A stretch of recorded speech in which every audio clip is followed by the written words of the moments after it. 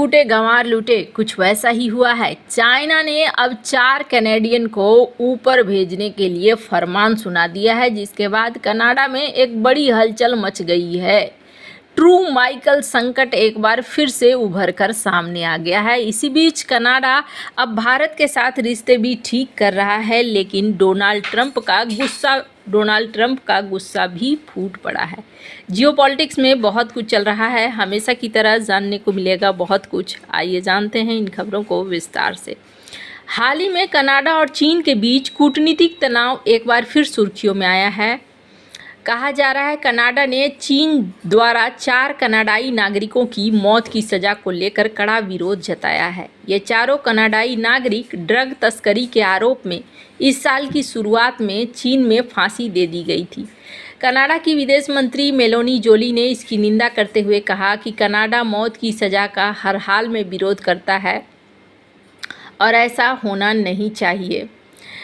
ये चारों व्यक्ति दोहरी नागरिकता रखते थे, यानी वो कनाडा और किसी अन्य देश के नागरिक थे। जोली ने कहा कि 4 कनाडाई नागरिकों को फांसी दी गई है, हम इसकी कड़ी निंदा करते हैं।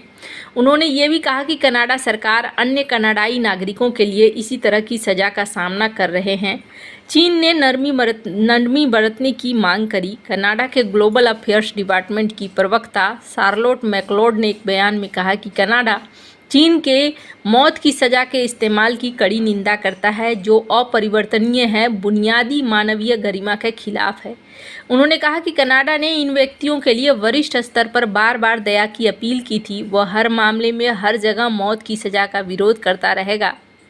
यह भी बताया गया कि रॉबर्ट स्लेनबर्ग, एक कनाडाई नागरिक जो 2019 से ड्रग्स तस्करी के लिए मौत की सज़ा का सामना कर रहा है, अभी तक जीवित है। ये घटना कनाडा और चीन के बीच पहले से तनावपूर्ण रिश्तों को और ख़राब कर सकती है। दोनों देशों के बीच 2018 में चीनी टेक कंपनी हुआवे की कार्यकारी मेंग वानझोउ की गिरफ्तारी के बाद से रिश्ते खराब हैं। उस समय चीन ने 2 कनाडाई नागरिकों माइकल कोवरिंग और माइकल सपाओर को हिरासत में लिया था, जिन्हें बाद में 2 माइकल्स केस के नाम से जाना गया। इसके बाद से दोनों देशों के बीच व्यापारिक और कूटनीतिक तनाव बढ़ता रहा है। हाल ही में कनाडा ने चीनी इलेक्ट्रिक वाहनों पर 100% टैरिफ लगाया था, जिसके जवाब में चीन ने कनाडा के कृषि और समुद्री उत्पादों पर जवाबी टैरिफ लगाए। इस नई घटना ने दोनों देशों के बीच तनाव को और बढ़ा दिया है। इस संदर्भ को समझने के लिए एक ऐतिहासिक उदाहरण है साल 2018 का ट्रू माइकल्स संकट। दिसंबर 2018 में कनाडा ने अमेरिका के अनुरोध पर चीनी टेक कंपनी हुआवे की मुख्य वित्तीय अधिकारी मेंग वानझोउ को वैंकूवर में गिरफ्तार किया।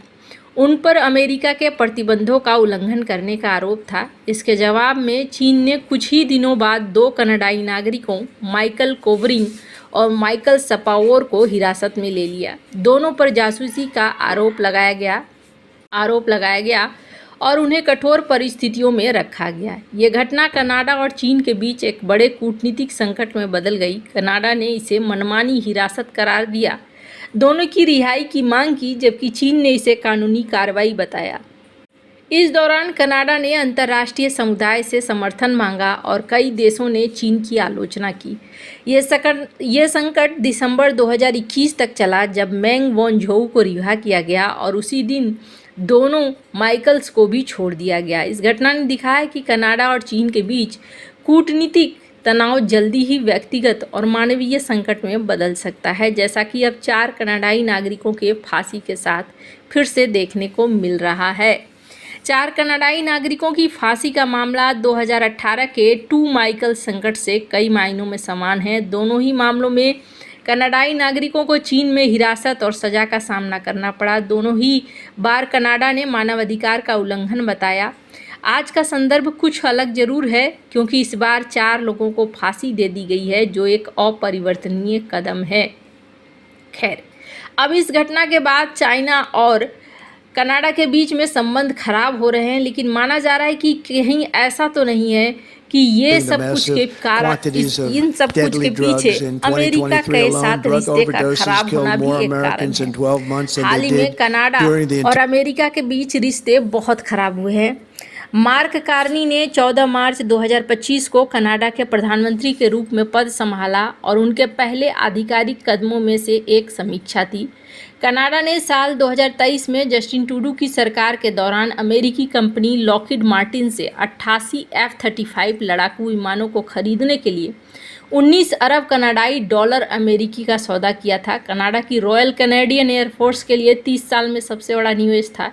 इस समझौते के तहत 16 विमानों के लिए फंडिंग की प्रतिबद्धता हो चुकी थी और डिलीवरी अगले साल से शुरू होने की उम्मीद है। ये विमान कनाडा के पुराने CF-18 हॉर्नेट विमानों को बदलने के लिए खरीदे जा रहे थे। हालांकि डोनाल्ड ट्रंप ने कनाडा पे 25% का टैरिफ लगा दिया, जिसके बाद कनाडा ने जवाबी टैरिफ लगाए। ट्रंप ने कनाडा को 51th स्टेट बनाने की बात बार बार कही, जिससे कनाडाई जनता और सरकार में भारी नाराजगी है। और इस तनाव के बीच मार्क कार्नी ने रक्षा मंत्रालय से कहा कि वह जांचे कि क्या F-35 खरीद कर कनाडा के लिए अच्छा निवेश है या कोई बेहतर विकल्प है। यह समीक्षा इसलिए भी महत्वपूर्ण है क्योंकि पुर्तगाल ने भी हाल ही में F-35 खरीद की योजना की समीक्षा करनी शुरू कर दी है। कहा जा रहा है कि साल 2018 से 2020 में NAFTA North American free trade agreement का पुनर्गठन हो रहा है। ऐसा लग रहा है जैसे कि अब यहाँ पर रिश्ते और भी ज़्यादा खराब होते जा रहे हैं।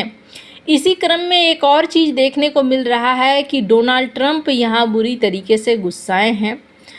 18 मार्च को फॉक्स न्यूज़ की मेज़बान लॉरा इंग्राहम के साथ एक इंटरव्यू में कनाडा पर तीखा हमला बोला। उन्होंने बोला, सबसे घटिया देशों में से एक है जिसके साथ डील करना पड़ता है वो कनाडा है। ट्रूडो की बात है, अच्छा पुराना जस्टिन, मैं उसे गवर्नर ट्रूडो कहता हूँ। उसके लोग घटिया थे, वे सच नहीं बोल पा रहे थे। ट्रंप ने यह भी कहा कि वो कनाडा को अमेरिका का 51वां राज्य बनाना चाहते हैं। एक ऐसा बयान है जो पहले भी कई बार दोहराया जा चुका है। अब उस समय ये बात आई है जब कनाडा में हाल ही में सत्ता परिवर्तन हुआ है। जस्टिन ट्रूडो, जिन्हें ट्रंप ने निशाना बनाया, अब वो कनाडा के प्रधानमंत्री नहीं हैं। उनकी जगह मार्क कार्नी ने पिछले हफ्ते सत्ता संभाली है। ट्रंप ने इंटरव्यू में ये भी कहा कि उन्हें लगता है कि कार्नी के नेतृत्व वाली लिबरल पार्टी के साथ काम करना आसान होगा बनिस्पत कंजर्वेटिव पार्टी के साथ, जो कनाडा में मुख्य विपक्षी दल है और हाल के ओपिनियन पोल में आगे चल रहा है। ट्रंप ने कहा, मुझे कोई फ़र्क नहीं पड़ता है। मुझे लगता है कि लिबरल के साथ डील करना आसान है और शायद वे जीत जाएंगे, लेकिन मुझे वाकई कोई फ़र्क नहीं पड़ता है कि दोनों में से कौन यहाँ पर बैठ रहा है।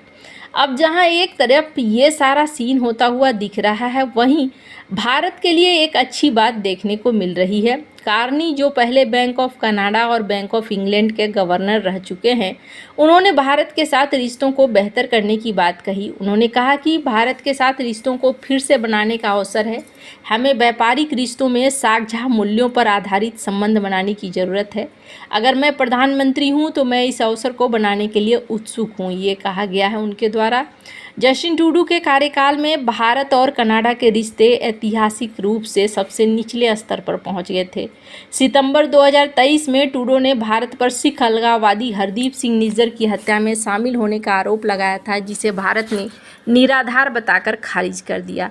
इसके बाद दोनों देशों ने एक दूसरे के राजनयिकों को निष्कासित कर दिया और व्यापार वार्ताएं रुक गई। ट्रूडो की इस टिप्पणी ने कनाडा में रहने वाले भारतीय समुदाय और भारत में भारी नाराजगी पैदा की थी। कार्नी का ये बयान एक नई शुरुआत का संकेत देता है। उनकी सरकार का जोर आर्थिक और व्यापारिक रिश्तों पर है। भारत के पूर्व राजदूत अजय विसारिया ने कहा है कि कार्नी का आना दोनों देशों के लिए रिश्ते को रीसेट करने का स्वाभाविक मोड़ है। उन्होंने सुझाव दिया कि दोनों देश हाई कमिश्नर की नियुक्ति फिर से शुरू कर सकते हैं। भारत को जून में कनाडा द्वारा आयोजित G7 शिखर सम्मेलन में आमंत्रित किया जा सकता है और व्यापार समझौते को आगे बढ़ाया जा सकता है। ये कदम खास तौर पर तब महत्वपूर्ण है जब कनाडा अमेरिका चीन के साथ तनाव का सामना कर रहा है। वो भारत जैसे समान विचारधारा वाले देशों के साथ अपने व्यापार को बढ़ा सकता है। वैसे आपको क्या लगता है, क्या कनाडा बदलेगा? कमेंट कर अपनी राय जरूर बताएं। जल्द मिलते हैं अगले वीडियो में नई खबर के साथ।